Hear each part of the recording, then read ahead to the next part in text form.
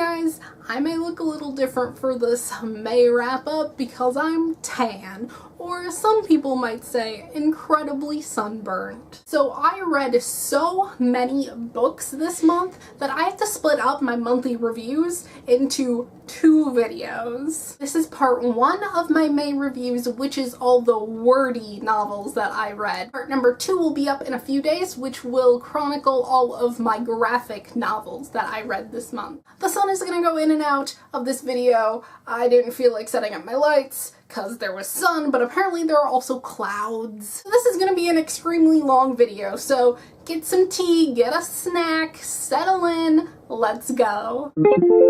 As some of you may know, the first book that I read this month was Far From You by Tess Sharp. This is a beautiful book about a girl with a physical disability who has recently been released from drug rehab and who is trying to solve the murder of her best friend. I did a full review of this book earlier this month, so if you want my full thoughts, you can go check that out. The link is in the description and on the screen. I highly recommend this book to everyone and gave it 4.5 stars, but rounding up to 5 stars on Goodreads. The next book that I read was Cat's Cradle by Kurt Vonnegut. This was the first Vonnegut I've ever read, and now I think I understand what people mean when they talk about him in such abstract terms and vague shrugs. Because it's like, who knows what the hell they just read? It's Kurt Vonnegut. I don't like using the word strange or weird to describe books because I pretentiously always felt that whoever used those words just lacks imagination.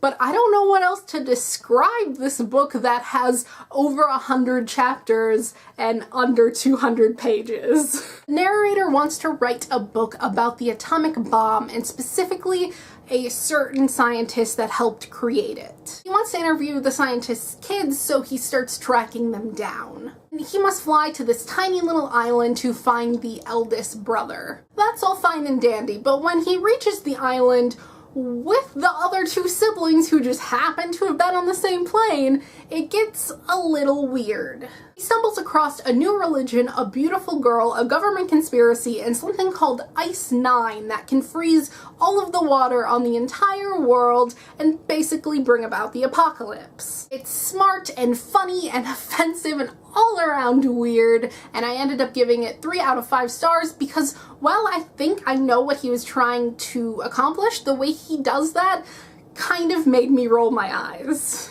As you guys may know, I participated in the Bout of Books 10.0 readathon, and I did do a wrap-up video for that, and I talked a little bit about these books, so I will try to keep this short and sweet. The first book I read for the readathon was Is Everyone Hanging Out Without Me by Mindy Kaling. I really love reading the memoirs of females in the entertainment industry, especially if they're young comedians or writers, and Mindy is both. Mindy's memoir is both entertaining and inspiring. It's one thing to read about the struggles of a woman in comedy, but it's another thing to read about the struggles of a woman of color in comedy. As an inspiring writer myself, I loved hearing about how she went from point A to point B, but I would have liked more talk about Hollywood and how writing for The Office works. I also would have liked to hear less jokes about quote-unquote midgets this month, but I guess what are you gonna do? I just ended up picking up books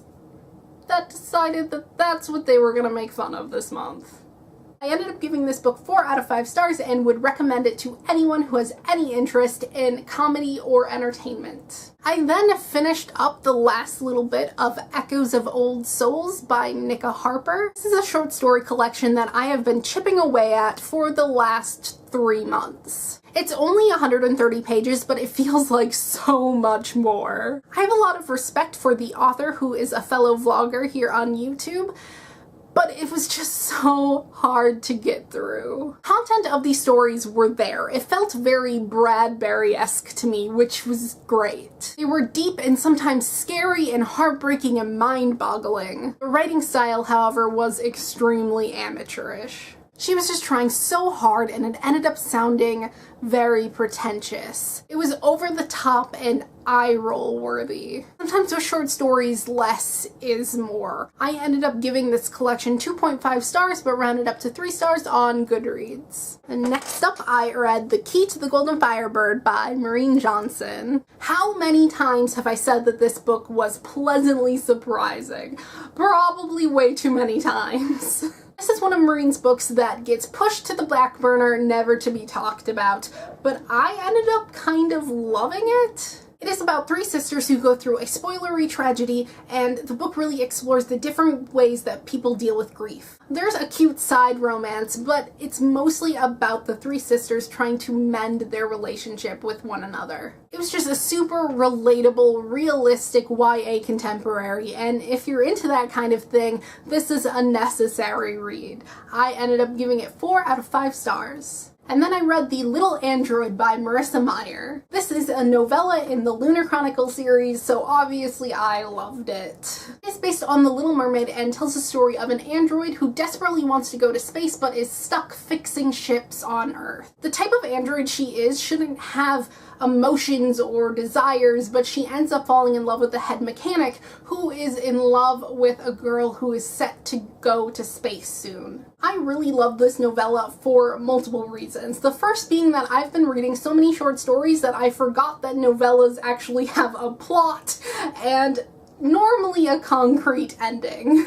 And so I was overjoyed that this had a layered story. And reason number 2 is that it followed the original, more gritty version of The Little Mermaid and not the Disney-fied Little Mermaid. Not that I have anything against Disney. I would have liked for this novella to have taken place between 2 of the books, but it's actually set before Cinder, but at least we got to see our favorite cyborg. I gave this 4 out of 5 stars and recommend the Lunar Chronicles to every single person. Then the last book that I read for Bout of Books was Ella Enchanted by Gail Carson Levine. If for some reason you don't know what Ella Enchanted is about, it is basically a Cinderella retelling where Ella is cursed with the gift of obedience. She has to do everything she's told, and with the addition of the evil stepmother and the evil stepsisters, you can see how this might be a little bit dangerous. This felt really episodic to me, which is probably why I didn't like it as much as I could have. It felt like her time at boarding school was pointless, which is super disappointing because I wanted to see more of her friendship with the other girl there. Like I said during my Bout of Books wrap-up,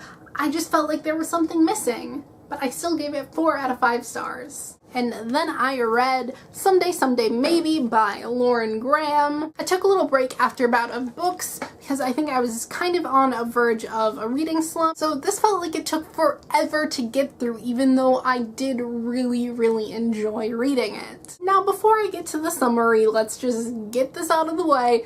Yes, this is the same Lauren Graham from Gilmore Girls. It is that Lauren Graham. She does have her English degree, and this was the perfect book for her to write. It is about an aspiring actress in New York and her personal and professional problems. The main character, Franny, has no idea about the ins and outs of show business, so Lauren gets to show off her experience by basically giving the audience a acting lesson. It was a lighthearted contemporary read that still had high stakes because Franny gave herself 3 years to make it in New York or move back to the Midwest with her high school boyfriend. And we meet Franny when she has 6 months left till her deadline. I really enjoyed it because the characters were relatable. I was interested in what the main character was interested in, and the writing was really solid. I only had one problem, and that was with one of her love interests. He goes to make a move, but she wants to get out of there. She doesn't want this, but she's tangled up in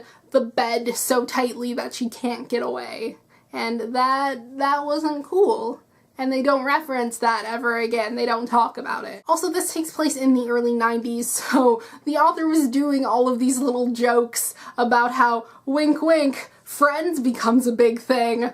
Ha ha ha, that's annoying. Overall, I gave it 4 out of 5 stars. Then I read The Tiny Book of Tiny Stories Volume 2, which is edited by Joseph Gordon-Levitt. Yes, that Joseph Gordon-Levitt. This is the first hit record book I've ever read, although I do try to keep up with the goings-on the website. My family recently got Oyster, which is a book app that I will talk all about in another video. I saw this on there and it took me about 7 minutes to read. This is not a book to be read in the ebook format. This should only be read in the physical form. I don't even think I can even rate this book properly because I didn't read it in the way it's supposed to be read. Everything was small and I would splurge on a physical copy. Speaking of reading series out of sequence, I read Nick Hornby's third bind-up of stuff I've been reading, which is More Baths, Less Talking by Nick Hornby. I saw this book at the library and I was like, a short book with just Nick Hornby talking about books? Yes, please. Have I ever read a Nick Hornby novel? No, but I do really love his writing style. And I love authors talking about the books that have inspired them, books they don't like, just people who make books talking about books. It was written like a booktube monthly wrap-up, which means of course I loved it. I loved how he connected everything going on in his life and in the world in 2010 to the books that he was reading that month. We also got to see what he bought versus what he read, which just shows that even famous authors like Nick Hornby can't even keep up with their TBR pile. I gave it 4 out of 5 stars because while I really enjoyed reading it, I didn't put anything on my TBR list that he recommended. And then finally I read The Great Big Beautiful Tomorrow by Cory Doctorow. Oh, Cory, why do you do this to me? Or more aptly, why do I do this to myself? You write so well, and I keep thinking that your adult fiction is gonna be just as good as your essays, but they're not.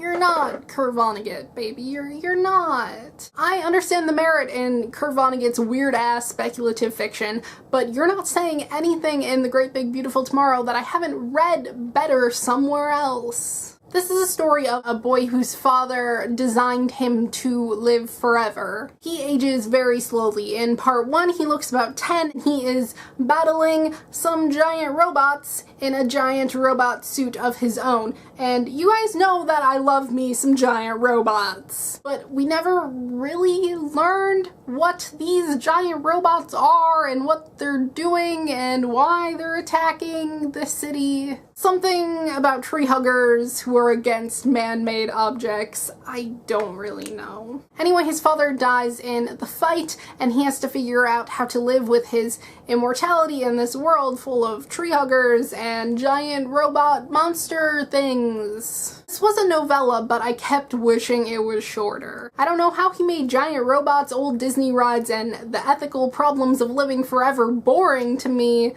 but he did. Oh, and also, there was some pedophilia that I was not okay with. Like, I saw where it was going, and I'm like, Nope, Cory, what are you doing? I liked Down and Out in the Magic Kingdom much more than this novella, which is weird since I also had a lot of problems with Down and Out in the Magic Kingdom. The ebook bind-up that I read also had an essay of his which I had already read and loved, and so I reread that. The interview was okay. Like I said, I love reading about authors talking about their writing. And he also talked about blogging versus writing novels, and that was really fun to read about. So overall, I gave this book 3 out of 5 stars. That is all I have for you guys today. I will see you next time with either part 2 to my May reviews, which will be my graphic novel portion, or my June TBR. Thank you guys so much for watching. Bye!